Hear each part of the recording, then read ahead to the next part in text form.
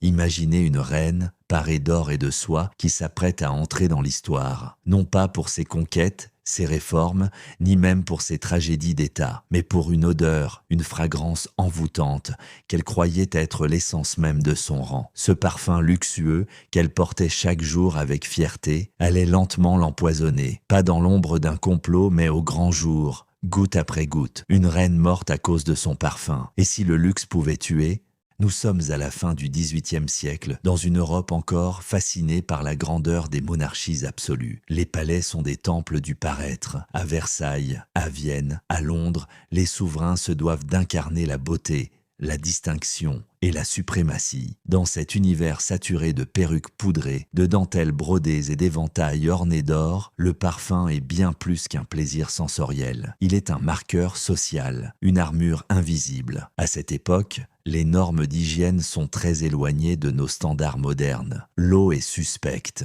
On craint qu'elle n'ouvre les pores du corps aux miasmes, aux maladies. Se laver se fait donc rarement. Mais se parfumer, en revanche, est un rituel quasi religieux. On se noie dans les effluves de jasmin, de musc, d'ambre, de civette, parfois extraits de matières animales en décomposition. L'objectif, masquer les odeurs bien sûr, mais aussi affirmer sa place dans l'ordre social. C'est dans ce contexte que s'inscrit le destin d'une femme, devenue reine trop tôt, trop seule et trop parfumée. Élisabeth d'Autriche, plus connue sous le nom de Sissi. Lorsqu'Élisabeth épouse l'empereur François-Joseph Ier en 1854, elle n'a que 16 ans. Belle, mélancolique et bientôt adulée par tout un continent, elle s'impose rapidement comme une icône de grâce et de modernité. Mais derrière les portraits idylliques se cache une femme obsédée par la perfection, hantée par le contrôle de son image et surtout par son corps. Sissi impose à son entourage un régime de vie quasi militaire. Elle jeûne, se pèse 3 fois par jour,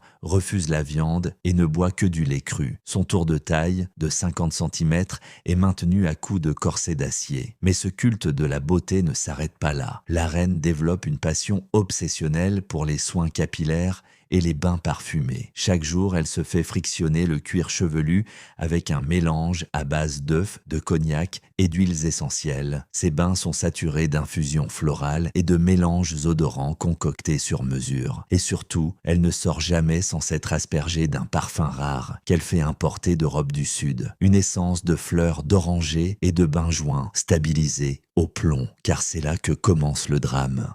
Au XIXe siècle, la parfumerie est une industrie en pleine mutation. Les molécules de synthèse font leur début, mais l'extraction naturelle reste la norme. Et pour fixer les odeurs et prolonger leur tenue sur la peau, les parfumeurs utilisent des fixateurs. Parmi les plus prisés, les sels de plomb. Ce métal lourd, aujourd'hui reconnu comme hautement toxique, était alors omniprésent dans les cosmétiques, les teintures, les fards, et les parfums. On pensait que son éclat et sa stabilité chimique en faisaient un allié du raffinement. Mais ce qu'on ignorait, c'était sa lenteur perverse. Le plomb s'infiltre dans l'organisme sans bruit. Il s'accumule dans les os, attaque le système nerveux, provoque migraines, dépression, troubles digestifs et à long terme, la mort. Chez Sissi, les symptômes sont nombreux. Elle souffre de maux de tête chroniques, de troubles de l'humeur, d'une fatigue inexpliquée. Ses médecins diagnostiquent des névroses. Personne ne pense à accuser le parfum. Pourtant,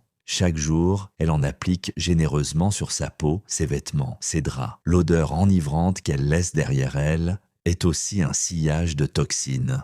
Le cas de Sissi n'est pas isolé. De nombreuses femmes de l'aristocratie meurent jeunes, affaiblies par une combinaison toxique d'habitudes esthétiques. À la cour d'Angleterre, la reine Élisabeth Ier, 2 siècles plus tôt, utilisait une crème blanche à base de plomb pour masquer ses cicatrices de variole. À sa mort, sa peau était noircie, son esprit brisé. En France, la marquise de Brinvilliers, empoisonneuse notoire du XVIIe siècle, avait expérimenté sur ses servantes des mélanges d'arsenic, dissimulés dans des lotions de beauté. Les cosmétiques de l'époque étaient de véritables cocktails chimiques. Et dans l'intimité des palais, le danger se confondait avec le luxe. Ce n'était pas l'ennemi qui tuait les reines, mais leur miroir. Sissi, elle, était obsédée par la jeunesse éternelle. À 40 ans, Elle faisait masquer son visage par des éventails pour ne pas être vue de profil. Elle refusait toute photographie non retouchée. Mais c'est en voulant arrêter le temps, en se couvrant de senteurs immortelles, qu'elle accélérait en réalité son déclin.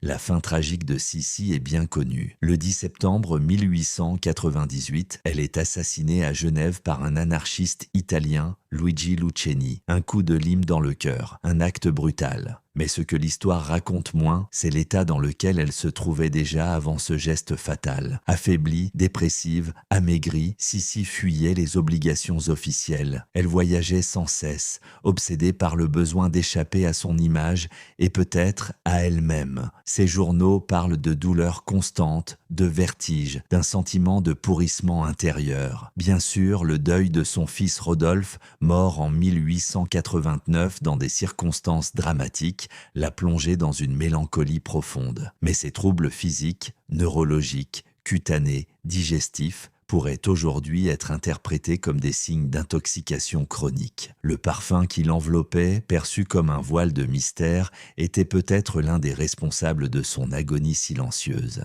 On pourrait croire que ce type de danger appartient au passé. Pourtant, encore aujourd'hui, les parfums contiennent des dizaines de substances controversées. Certains fixateurs, comme les phtalates, sont suspectés de perturber le système endocrinien. D'autres composants peuvent être allergènes, voire cancérigènes à haute dose. La frontière entre soin et poison reste mince, et si nous ne nous enduisons plus le visage de céruse ou de sel de plomb, notre obsession de l'odeur parfaite, de la peau idéale, nous pousse parfois à reproduire les erreurs du passé. Sissi est morte d'un coup de lime, mais elle était déjà en train de mourir bien avant, une agonie lente, élégante, presque invisible. Une agonie parfumée, alors combien de sacrifices un corps peut-il supporter pour correspondre à une image? Et surtout, jusqu'où sommes-nous prêts à aller, aujourd'hui encore, pour sentir bon? Et vous, pensez-vous que l'obsession moderne pour la beauté et le parfum soit moins dangereuse qu'avant? Ou bien sommes-nous simplement passés à des poisons plus subtils? Dites-le moi en commentaire.